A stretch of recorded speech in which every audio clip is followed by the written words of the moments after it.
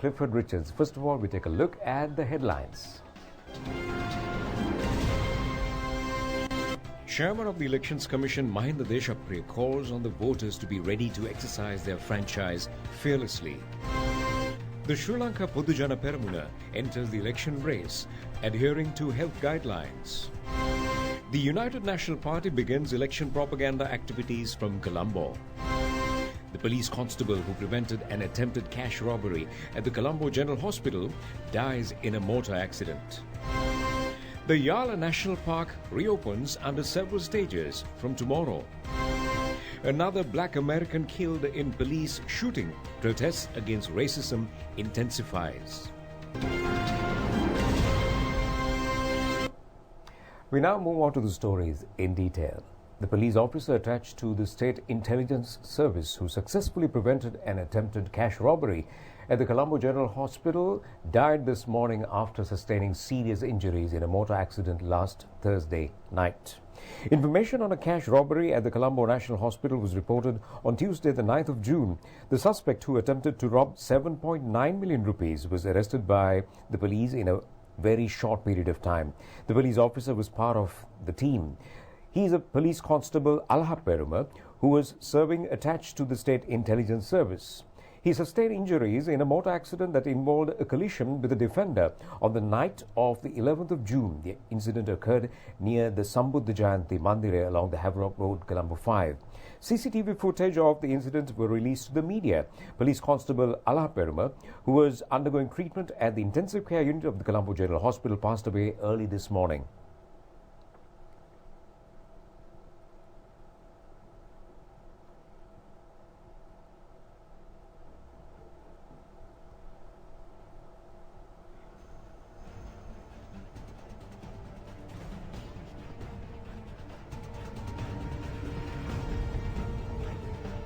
The late PC Alha Peruma was a resident of Ginidamana area in Valikanda in Polonnaruwa. His remains were transported to his residence today. That erupted in the central marketplace at Kegol has resulted in serious damage.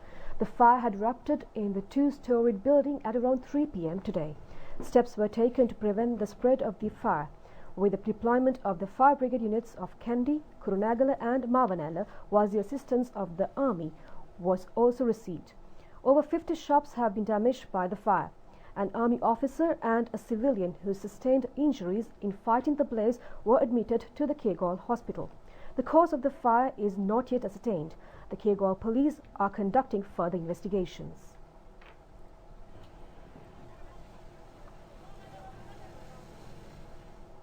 A youth has been reported missing after assumed to have been drowned whilst sea bathing around the Katukurunda tourism zone in Kalutara. The missing youth is reported to have arrived with 5 of his friends for a sea bath. Our correspondent states that this youth's wedding had been fixed for tomorrow. A search operation has been initiated with the support of the Navy. However, the body of the youth has not been recovered. Police investigations are continuing into this incident. Rehearsals to prepare for the forthcoming parliamentary election were held at several locations today. The Elections Commission has organized these mock elections to give voters an understanding on how the election process can be implemented efficiently, complying with health and safety guidelines. An election rehearsal for the Putlam district was held at the Ulukapallama Muslim Mahavidyalaya in Kalpitiya today. Chairman of the Elections Commission, Mahinda Deshapriya, engaged in observations of the rehearsal. The participation of 200 voters was obtained.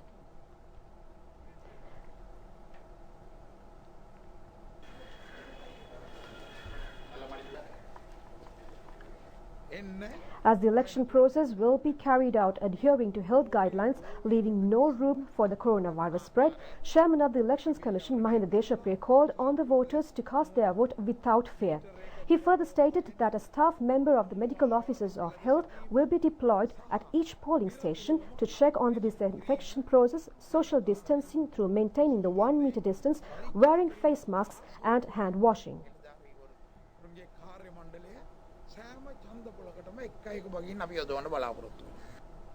Focusing on the Badulla and Ratnapura districts, an election rehearsal was held at the Kahagala Tamil Vidyalaya today. Election officials of the two districts and around 100 officers were deployed. A model voting process was also conducted at the Menerigama Junior School in Handapangoda in the Ingira Divisional Secretariat Zone in Kalutara. The rehearsal was successfully conducted, maintaining 1 meter distance in accordance with the health guidelines. Another election rehearsal was held at the Navandurai Roman Catholic College in the Jaffna district. The election rehearsal for the Batiklo and Ampara districts was organized at the Kallaru Udayapuram Tamil Vidyalaya in Batiklo. Around 300 voters participated. A series of meetings organized by the Sri Lanka Podujana Peramuna complying with health and safety guidelines to raise awareness amongst local government representatives and activists successfully ended today. They have covered 147 electorates. The series of meetings were organized adhering to health guidelines and maintaining social distancing with the participation of suitable number of attendees. The participants' body temperature was also tested and facilities for hand washing and hand sanitizing were available, whilst face masks were also distributed. The series of meetings which are being organized upon the guidance of founder of the Sri Lanka Podujana Peramuna, Basil Rajapaksa, focused on raising awareness on practical implementing the vision of the Prosperity Manifesto and facing the forthcoming general election. The Colombo district election movement of the United National Party commenced at the Valukarama Vihara in Kollupitiya under the patronage of UNP leader Ranil Wickremesinghe yesterday.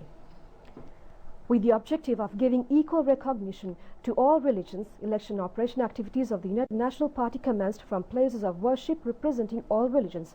The election campaigning process is set to proceed in compliance with health and safety guidelines. All contestants representing the Colombo district from the United National Party were present at the launch of the party's campaign.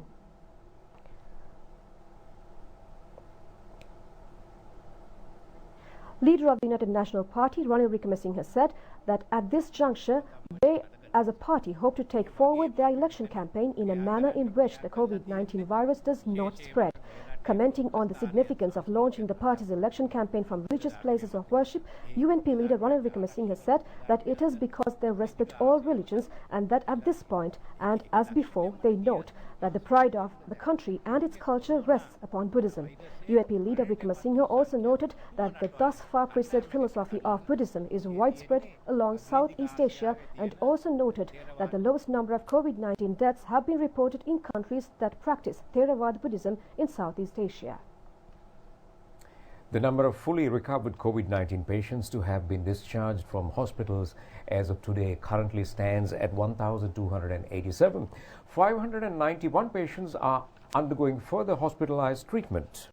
According to the report issued by the Epidemiology Unit, as at 10 a.m. today, within the past 24 hours, 35 patients have been discharged from the respective hospitals. Thereby, as of today, the number of fully recovered patients stands at 1,287. This is a percentage of 68.13. The percentage of patients undergoing further treatment is 31.28. 11 COVID-19 deaths have been reported in the country so far, and this accounts to 0.58%. Yesterday, 4 COVID-19 infected patients were detected in the country, out of which 2 were returnees from Qatar and 1 had arrived from Chennai in India, while the other was identified from amongst Navy personnel.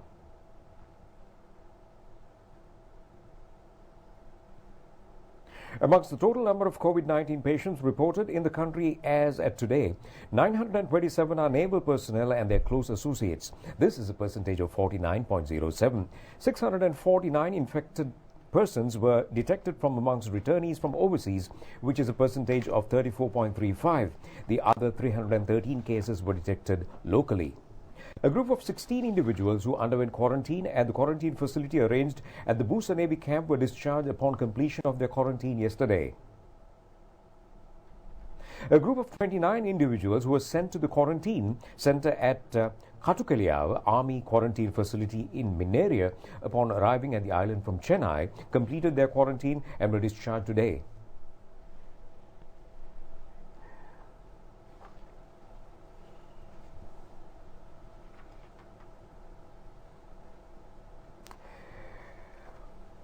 In the meantime, the World Health Organization recently expressed its concern regarding some countries having difficulties in easing their COVID-19 lockdown measures as they have observed an uptick in cases once more. Executive Director of the WHO Health Emergencies Program says and made these remarks at a press conference in Geneva, Switzerland, and said that some countries are facing a second wave or second peak of the epidemic. First and foremost, most of the world right now is still very much in the throes of the first wave of this pandemic. Some countries in Europe, in Southeast Asia, North America have been through the peak of a wave of infection and are slowly, carefully making their way out of that situation. The current uptick in cases in some countries can be represented, yes, as a second wave or a second peak. In other words, that the disease has not reached a very low level, maintained a low level, and then come back sometime later in the year. This is possibly in some countries related to reopening of society, remixing of people, and being in a situation without adequate social distancing, without adequate measures in place, and without adequate capacity to test and isolate suspect cases and quarantine contacts. On a similar note, a beaching district put itself on a wartime footing and the capital banned tourism and sports events yesterday after a cluster of novel coronavirus infections centered around a major wholesale market spread fears of a new wave of COVID-19. The southwestern Beijing district of Fengtai has put itself on a wartime footing after a cluster of coronavirus infections centred around market sparked fears of a new wave of COVID-19. A district official told a briefing that 45 people out of 517 tested with throat swabs at the Xinfadi market had tested positive. The market was shut down at 3 a.m. local time on Saturday after two men working at a meat research centre who had recently visited the market were reported to have the virus. It was not immediately clear how they had been infected. 11 neighbourhoods in the vicinity of the market, which claims to be the largest agricultural wholesale market in Asia, had been locked down with 24-hour guards put in place. A city spokesman told the briefing that all 6 COVID-19 patients confirmed in Beijing on Friday had visited the market. The capital has suspended sports events and tourists from other parts of China effective immediately and has dropped plans to reopen schools on Monday for students in grades 1 through 3 because of the new cases. And moving on, the police chief of Atlanta City, Georgia, USA, has resigned after the fatal shooting of an African-American man during an arrest. Rayshard Brooks, a 27-year-old African-American youth, was shot by an officer during a struggle at a drive-thru restaurant late on last Friday. On Saturday, protesters set fire to the restaurant where the shooting occurred, and the police chief, Erica Shields, handed over her resignation. Atlanta is one of the many U.S. cities where the killing of George Floyd by Minneapolis police sparked protests. One of the Atlanta police officers involved in the latest shooting had been sacked and the other put on administrative duty. Atlanta's Erica Shields had served as Atlanta police chief since December 2016 after a long career in the force. Her resignation was announced by the mayor, and this is the 48th officer-involved shooting the Georgia Bureau of Investigation has investigated this year, according to foreign reports. Of those cases, 15 were fatal. Protests began outside the restaurant late on Friday and resumed in central Atlanta yesterday. Images of the protest show demonstrators holding signs with Brooks' name and Black Lives Matter signs. People in Atlanta have already been protesting following the death of George Floyd. The officer who killed him on May 25th has been sacked and charged with murder.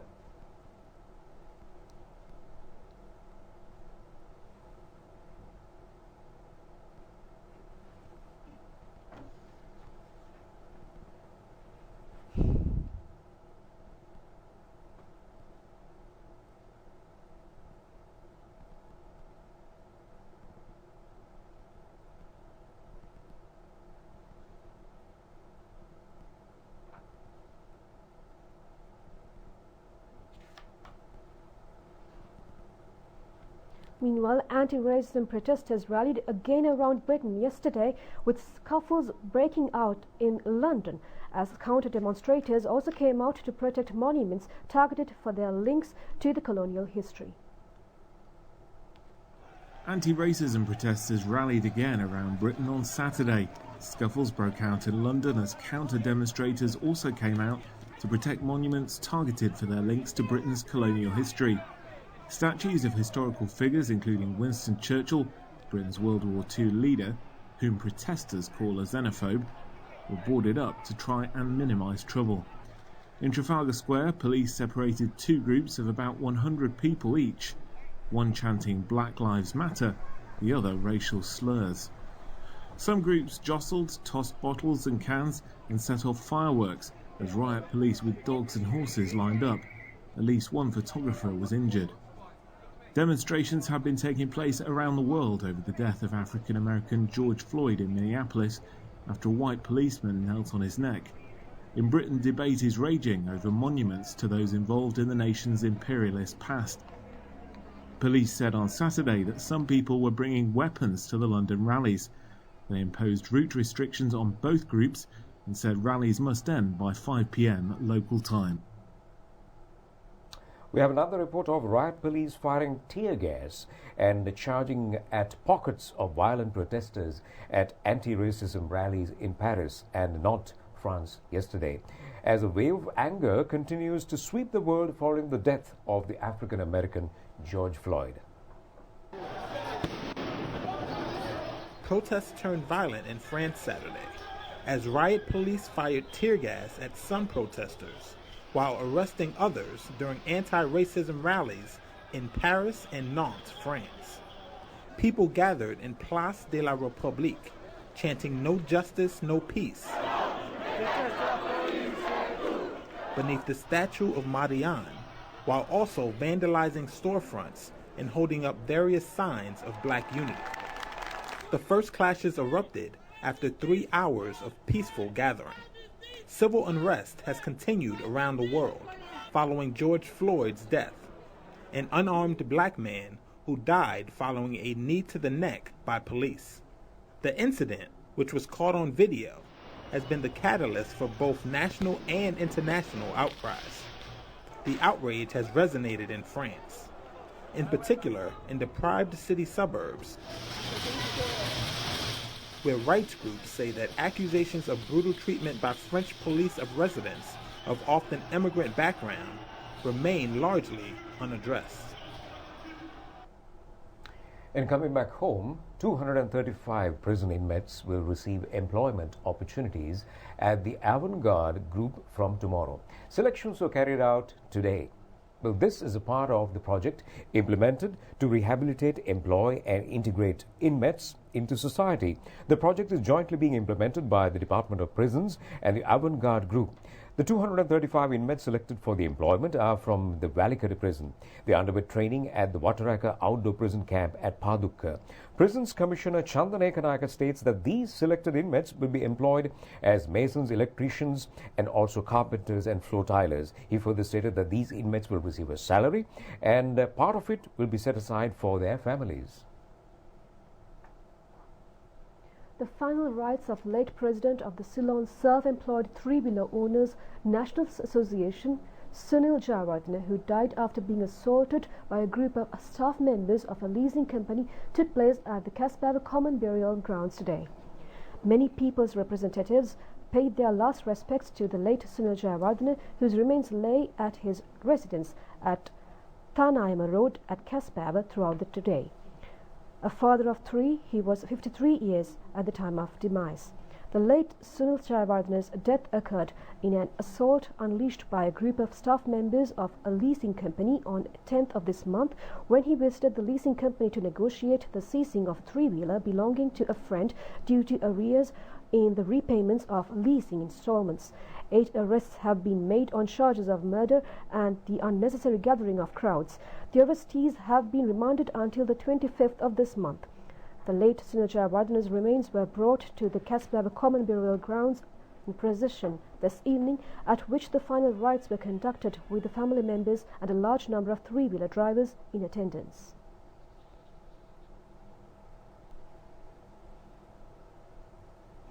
Well, today is World Blood Donors Day. The World Health Organization has declared this day to express gratitude to all blood donors worldwide. The 14th of June, which is today, marks the birth anniversary of Austrian biologist and physician Karl Landsteiner, who is considered to be the founder of the modern blood transfusion. In the year 1901, Karl Landsteiner discovered the blood groups A, B, and O and developed a modern system of classification of blood groups and the identification of the rhesus factor. The annual requirement of blood for transfusion in Sri Lanka is 450,000 units. The ceremony to mark Blood Donors Day was held at the National Blood Transfusion Centre today. The chief guest was Director General of Health Services, Consultant Dr. Anil Jasinghe. The theme for this year's Blood Donation Day was Safe Blood Saves Lives, whilst the slogan for this year is Give Blood and Make the World a Healthier Place. The Yala National Wildlife Park, which remained closed over the past few weeks, will be reopened to local and foreign tourists adhering to quarantine regulations. Thereby, tomorrow, under the first stage, the park will be opened for daytime tours only. Camps and tourist residences are set to be reopened on the 22nd of this month. Director General of Wildlife Conservation Chandana Surya Bandara says they hope to reopen wildlife parks gradually, adhering to quarantine regulations. Thereby, steps have been taken to take action against tourists and tour drivers who violate quarantine regulations under the Wildlife Act and quarantine laws. Meanwhile, an awareness-raising program for members of the Safari Jeep Drivers Union of the Yala National Wildlife Park was held at the Palatupana entrance head office today. The Yala National Wildlife Park was closed due to the corona epidemic on the 15th of March. As the park is to be reopened, certain conditions have been laid down for safari jeep drivers. Thereby, the number of safari jeeps entering the park has been restricted to 150. Previously, 600 jeeps were permitted entrance. However, now the safari jeeps have been restricted to 100 jeeps from Palatupana, 30 from Katagamu, and 20 from Sahagalagi. However, the 150 jeep limit will not be applicable for tourists who purchase tickets online, and there will be permitted entrance to the park under the 600 jeep limit. In the jeeps that come under the control of the Safari Jeep unions, only 5 tourists will be permitted to tour in a jeep. Face masks will be mandatory for tourists arriving at the wildlife park. The Ministry of Tourism Development has taken steps to reopen the Adler Tourism Village. A discussion in this regard was held, chaired by Ministry Secretary S. Hettiarachchi recently. The relevant section have been instructed to carrying out the activities of the tourism village adhering to health guidelines. At the discussion, awareness was also raised on the procedure to be followed when foreign tourists being arrived in the island after the country is reopened to tourists from the 1st of August. Well, on that note, we end tonight's news. Do enjoy the rest of the programs. Take care and good night. Good night.